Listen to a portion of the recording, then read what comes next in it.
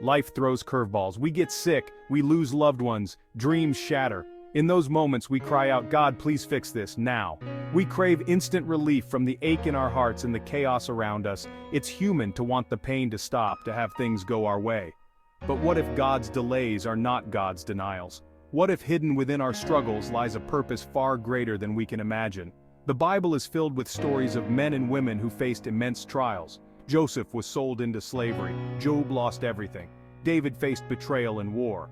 Yet through their pain, God's purpose unfolded. They emerged stronger, their faith refined like gold. Their stories remind us that God is present even in the darkest nights, working all things together for good. The prophet Isaiah reminds us, "We are the clay, you are the potter, we are all the work of your hand," Isaiah 64:8. Imagine a lump of clay on a potter's wheel.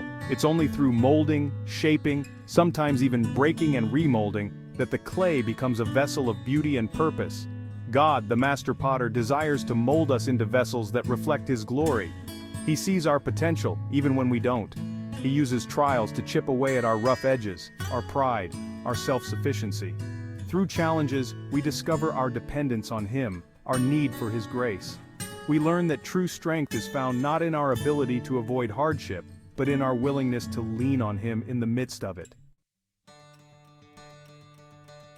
The Apostle James writes, "Consider it pure joy, my brothers and sisters, whenever you face trials of many kinds, because you know that the testing of your faith produces perseverance." James 1:2-3. Just as fire refines gold, removing impurities, so too do trials refine our character. Challenges test our faith, revealing what we truly believe. They expose our weaknesses, prompting us to rely on God's strength. Through trials we develop perseverance, patience, and compassion. We learn to trust God's heart even when we don't understand His ways. Section 4. Resilience, a gift forged in fire. Resilience, the ability to bounce back from adversity, is not something we are born with. It's forged in the fires of our trials. Each challenge we overcome, each storm we weather, strengthens our inner being. Think of a tree that has weathered countless storms. Its roots run deep, anchoring it firmly to the ground. Similarly, our trials drive us deeper into God's love, grounding us in His unshakable peace.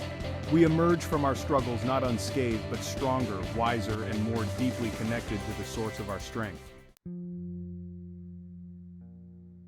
Section 5. Finding purpose in the pain. The Apostle Paul reminds us, "And we know that in all things God works for the good of those who love Him, who have been called according to His purpose." Romans 8:28. This verse doesn't promise a life free from pain, but it offers an incredible promise. God is at work in our suffering. He sees the bigger picture, the ultimate good that He is weaving into our lives. He uses our pain to draw us closer to Himself, to mold us into the image of His Son. He can use our experiences to comfort others who are walking a similar path, demonstrating His love and grace in tangible ways. Section 6. Trusting the Divine Gardener. Just as a gardener prunes a vine to help it bear more fruit, so too does God prune us through trials. It's not about punishment, but about our growth and fruitfulness. Trusting God doesn't mean understanding everything He does. It means surrendering our will to His, believing that He knows what's best for us, even when it hurts. It means clinging to His promises, knowing that He is faithful, even when our circumstances seem hopeless. When we surrender our pain to God, He transforms it. He uses it to shape us, strengthen us, and draw us closer to Himself. And in that surrender, we discover a peace that surpasses understanding, a joy that transcends our circumstances.